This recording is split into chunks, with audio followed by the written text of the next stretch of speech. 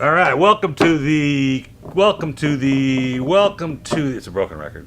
Welcome to the Continuing Winemaker series here at the Wine of the Month Club. And wow, what a pleasure and honor to have Molly here from Sequoia Grove. We're going to taste some wines and talk about what she's been doing up there and in her short stint for 1 year that she was supposed to be at. But I told her off camera that the very first winery I ever visited on my own as a wine entrepreneur, I guess, something like that, was Sequoia Grove. My wife and I were there, and it was a different winery then, wasn't it? It still has the same look and feel, but we've just completed a large remodel where we invested heavily in new tanks, new equipment, but it still has the old comfortable, welcoming feel. That was a great experience for us, I can tell you that. So, but you went to school, you went to enology school, UC Davis. Yep. Did you know that's what you wanted to do when you got there? I have to give my 18-year-old self some credit. Wow, good. I thought, what do I want to do with my life? And live in a beautiful place, eat amazing food, drink amazing wine, meet amazing people, travel around. Sign me up. Wow, that was very foresightable.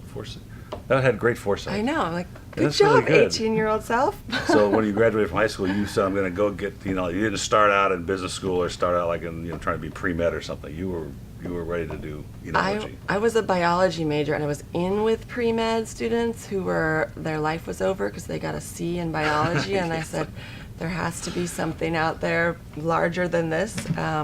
So I transferred my major to viticulture and enology. Oh, that's great. That's a great school for that. From UC Davis, yes. In fact, I've interviewed many winemakers from overseas, from Bordeaux and Burgundy, that went there, and they go back. Yeah, they don't teach you how to make wine, but they teach you the bones about it, so you have the opportunity to know how to pursue winemaking.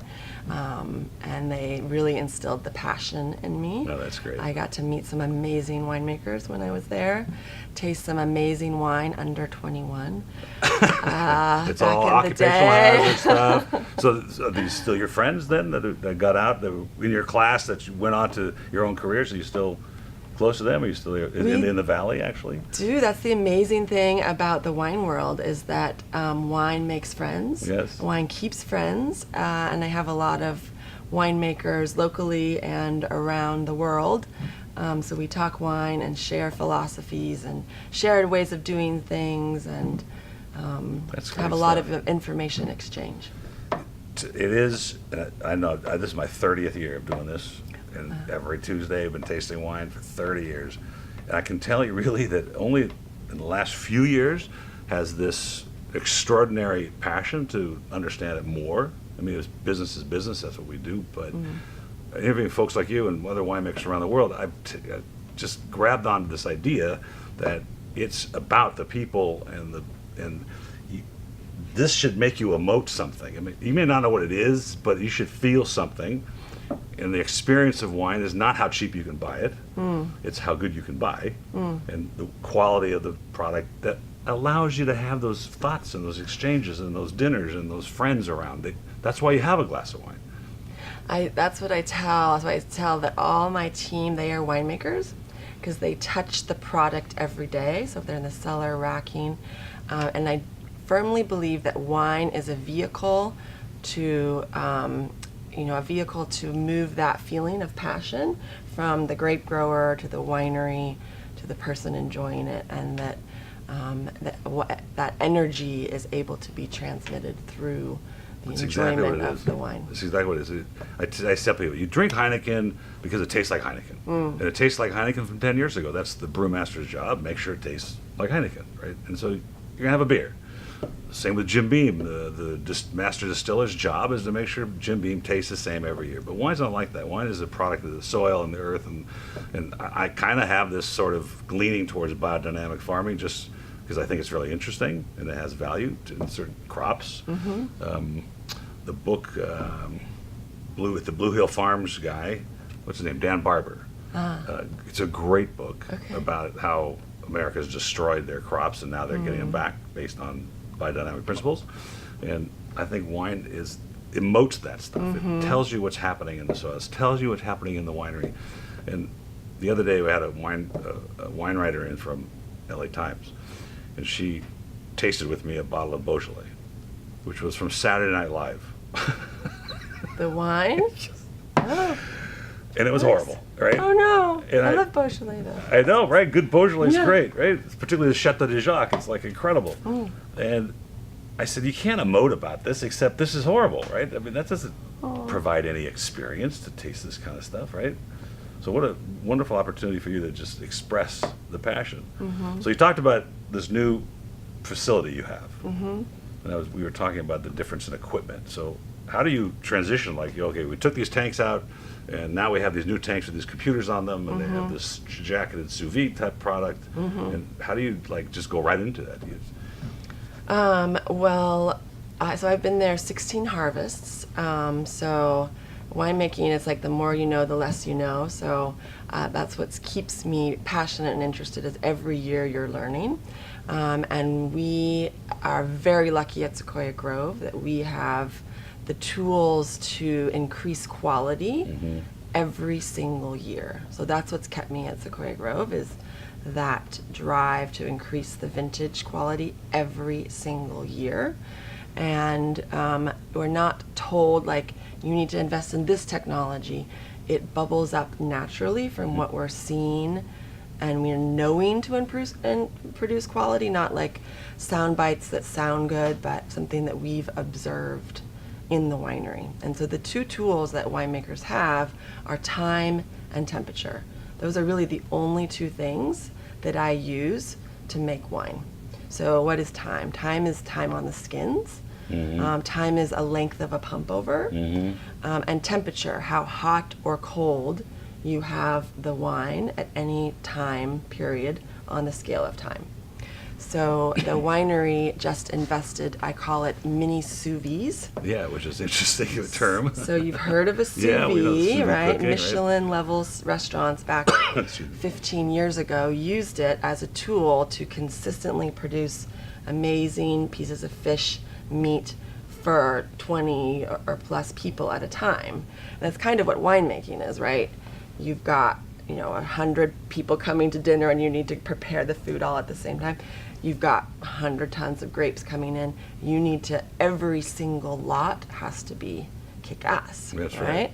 So we invested because of the support of our owners in a kind of a sous vide on every single tank. Wow, So that's that amazing. allows me to any of the micro changes in temperature or time affect the flavor of that wine. And we want to get maximum, not maximum, we want to get perfect expression of where the fruit comes from. So we firmly believe in site expression of the vintage and the site where the grapes are grown from.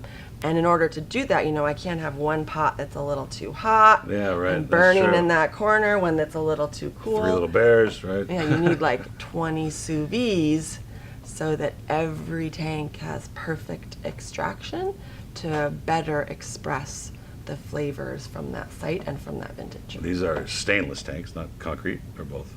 These are, for the most part, stainless tanks with an individual pump on every tank and then a mini computer on every tank. Wow. And then I can see it no matter where I am in, I haven't tested this, no matter where I am in Napa, maybe in the world, I can see it on my phone. Oh wow! What So you have an the app that you can temperatures are doing. So you could be in Bordeaux or Burgundy, and you can I say, I think it's know. off a tenth of a degree. We need to fix that. I know. Yeah, The that's only great. problem with that is winemaking is still very hands-on. Of So course. it doesn't matter that it may be up or down Right. because I don't have anything to relate that to flavor-wise. So what it does allow me to do is we taste every single pump over while it's happening. Oh, that's an interesting idea. So instead of having to take all day tasting pump overs, all of the pumps can be going in a staggered line. Phenomenal. So I can go through and taste them while they're happening. That's phenomenal. Know the temperature and be able to, just small tweaks. So what we're talking about, we may not be taking, well, with the new winery, we're taking a big quality step up. Yeah. But I think future exploration is going to be those little mini tweaks in temperature and tasting and understanding how that mini tweak in temperature or longer or shorter pump over So is affecting the flavor of the wine. So you mentioned that you want to express the grape and where it's from, which is what it's about, right? That's what we're tasting. We want to taste where it's from. So this is a sort of tongue-in-cheek comment. Are you in the tasting room at all? Do you interface with some of the consumers that come in? And this is not meant to be a loaded question, but I'm wondering if the general consumer understands that. Yeah. One simple principle. Except I think this is good, I think this is bad. Yeah, no, we're very cognizant that may not have pull for everyone, but we only know that makes sense to us from a quality standpoint, because growing grapes in the Napa Valley is like growing grapes no other where in the world. That's right. And if you want to just have an enjoyable bottle of wine, you can do that. Luckily for the consumer, you can do that pretty easily these days. But you will not be able to get some of the nuances of character that come from the cool part of San Pablo Bay with not much soil and carneros, from old Winte virused vines that are grown by Jim Hare, who's fifth generation farmer down in Carneros. So I think wine encompasses a lot of history of why we do things, and when you're drinking wine, all of that history is backing up, and then there's reasons why those flavor components have been pulled out, historic reasons for why they're planted in the location they're planted. So you don't have to know all that. You don't. To drink you a just have to be bottle, able to feel it. but it adds to, in a small way, I strongly believe, to the quality Absolutely. of the wine I that totally you're agree. enjoying. But you want them to taste Napa in this and the plot that is grown. And that's what you want as a winemaker, right? And as a consumer, you really want that too. You just don't know that necessarily. Yeah, you You're don't trying have to. Right. So tell us about the Chardonnay. This is the 16 and all state grapes. And these are, so we are located in Rutherford, in the heart of Napa Valley. Rutherford is the best place to grow Cabernet Sauvignon in the world. Not so great for Chardonnay. So we source our Chardonnay from 2 vineyards in Carneros, Good. and thank you, and a vineyard in Oak Knoll. Only 3 vineyards. And the biggest increase in quality for the Chardonnay is our clonal selection. So I talk about clones, may be kind of a out there term, but I talk about clones as kind of the backbone for the flavor components in your wine, whereas the rootstock is how those grapes ripen, and more obvious in red wine, like how tannic the wine is, how acidic the wine is. Lesser obvious in white wine, but still has a background note how those grapes are ripening on the vine. But we source more Dijon clones. Dijon clones are lovely in that they taste like stone fruits, peaches, nectarine, pear. It's all in there. It's all in there. And then you throw the old Winte clone, which is like those, those yellow raisins that you get. They're more like tropical and more heady. Golden raisins. Golden raisins. So, I got nice green apples. And Yeah. Is this, Green the oak apple. treatment is fermented, aged? So we do something a little bit unique in that we start in stainless steel and we stagger our barreling down to barrels over time. So the first juice going down to barrels gets a little bit warmer in the barrel, has more of the nutmeg and almond brioche character of the barrel. The later juice going down to barrel, maybe about 12 bricks, is the fresher lemon lime or minerality, because it's kept cooler in tank. And then we blend that all together. So you have all those layers of flavor. I love that brioche term. It's great. I get that. It's really... But you don't have to get to enjoy. I No, know you don't. sometimes It's just you get- fun to hear it. So you don't think then, my brother-in-law who was in Napa, and he was driving by Silver Oak, and the guy was planting little things. The guy gave him like 4 or 5 seedlings, or I don't know what he called them. There were branches, The- the little ones. The little, yeah. So he little brought them young- back here to Glendale, Yeah. and he planted them against the wall. Do you think he's going to get the Cabernet Sauvignon from? It's about the terroir, right? This is Glendale. I mean, there are people like Malibu. I know there's a Malibu Grape Gosh, you know, Growers I don't know Association. about the Malibu stuff yet, because I have a case up in the cellar from a 2007 vintage. It's absolutely undrinkable. Oh. And it's from a developer who really wants to do business with us. He's asking me my opinion. So how do you handle that? Yeah. I'm like, it's really interesting, very expressive of Malibu, but not that good. This is fabulous wine. So appreciate it. Thank you. this is in the general marketplace in California, across the country. Where can we get this? We're in every state across the country and in some other countries. It's a relatively small production as far as Chardonnay goes. There's a couple thousand cases. Oh, that is Definitely your small. higher end restaurants. You'll see it more. So we were in Yountville a few weeks ago, and we went to the Restoration Hardware restaurant. Have you been in there? Yeah, I haven't been That's there pretty yet. good. Yeah. I mean, it's kind of bizarre, right? We're going to the Yeah. furniture store restaurant, but it was Yeah. very good. Oh, I'm We went there glad to twice, hear it. actually, in the 4 days we were there. I'm glad to hear it. Very exciting. We love good restaurants in Napa Valley. So this is fabulous. Now, is the 17 out yet, or it's still... We are on the 17 at the winery. The winery. So the 17 is probably coming shortly. But I think it's not as popular to age Chardonnay, but because there's no secondarily malolactic fermentation in the Chardonnay, it lends itself to aging, I would say, at least 5 years. There's no malolactic. There's no malolactic. Really? So if you like a little like more it. richer notes in your Chardonnay, Yeah. you can age this Chardonnay Yeah, I and you can get see that. some more of the secondary I characteristics. thought I had the weight of malolactic in there, but boy, it's great. So that's the lees stirring. Mm. Then we meet that, you said the green apple, and that lees stirring meets the green apple, so a complete package.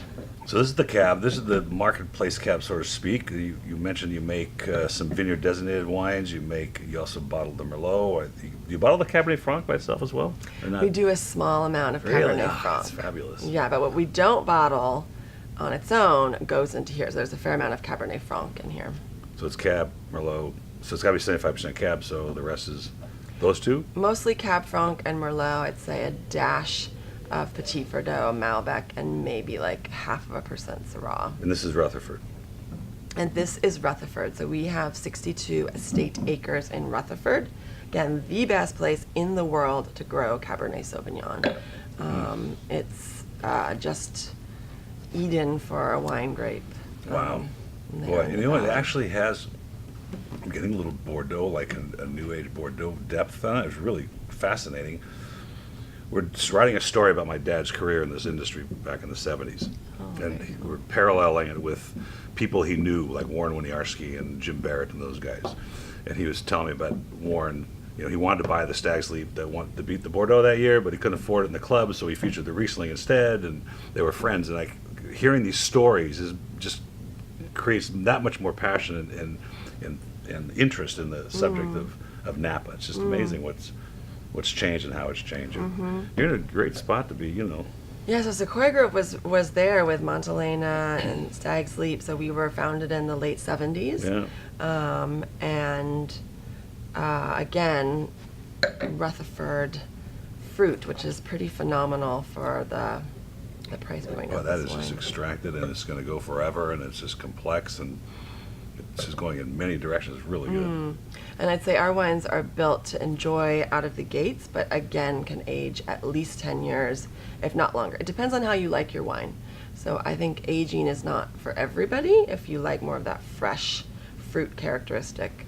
But our wines can definitely give you added tertiary characteristics, added enjoyment for at least 10 years. I did a Pinot Noir, and by the time I got it, it had started to change. It started to get older, and I like them myself. And I thought for sure my customers were going to have a problem with this aged character in the nose, and they were fascinated by it. And I thought, okay, you don't know as much as you think you know, because we poured it off for the tasting, and they were just buying it up like crazy. And Wow. it definitely had turned into a more aged character. And you think of Pinot Noir, you don't think of Yes. aging that much, right? Yeah. So this seems to like go forever. 24 months in there. Oak, how long you put in there? About 20 to 22 months. So again, this goes back, 2016 was quite a few years ago now when we made this wine. But one of the big increases in quality is, again, our owners, what we need to produce better wine, we are allowed to do. So for the 2016, the quality of our wines, the estate Rutherford fruit, the vineyards right next to Niebaum Coppola Winery and the Rutherford Bench, which is now Inglenook, the vineyards, Stagecoach Vineyard and Atlas Peak, Lamoureux Vineyard and the base of Oak Knoll against the Mayacamas against the foothills, a Howell Mountain Vineyard grown by my OBGYN. Okay. Different story. Really? So all of these amazing fruit sources we felt needed more new oak. And we don't feel that oak is a flavoring. We feel that oak is a vehicle to evolve the wine and give it some of that more mature character that your customers were enjoying. So for the 16, our owner said, yeah, you can double your oak budget. So I have almost $1 million that I get to spend on oak. Yeah. Well, barrels are what, amazing. $1,200 now? Good French barrels, an American. Yeah. And American, we're getting up there because our dollar is so strong. But we felt that it was necessary to increase the new oak percentage to, again, give a more unctuous character to the wine on release. So with the 16 vintage, that was when I got to double That's amazing. my oak budget. That was and exciting, to, wasn't it? Very exciting. Go to 50% new French oak with the 16. So again, that's what I talk about.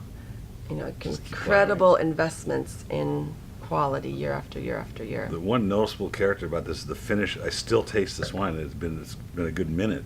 It's amazing complexity in the finish and lingering. It's just going to keep going and going. Yeah, I appreciate think I have to that. bring this into my. I have a cellar upstairs. You know, my clients that want to invest in wines to age and appreciate later, and I take them to a special room. Oh, Yeah, it's very really cool. good. So, well, it's been a great pleasure having you here today, Molly. We're going to go sit down and do some podcasting as well. But what a fascinating story about your career and the winery, and we look forward to having you back again and Please. coming to the guest quarters that are up there. You have some guest quarters, right? Yes. Just joking around. Yeah. Well, we have an in-house chef, and we have a terroir tasting, where we taste our single vineyard Cabernets. Okay. And then show you courses that we suggest pairing with them, but Wow, you get that's to great. experience the courses as well. So please, if you're ever in Okay. Napa Valley or any of your customers are interested in visiting us, we would love to have them. 30 years later. Yes, That's you the got to first come time. back. You got to bring your wife too. Cheers. Cheers.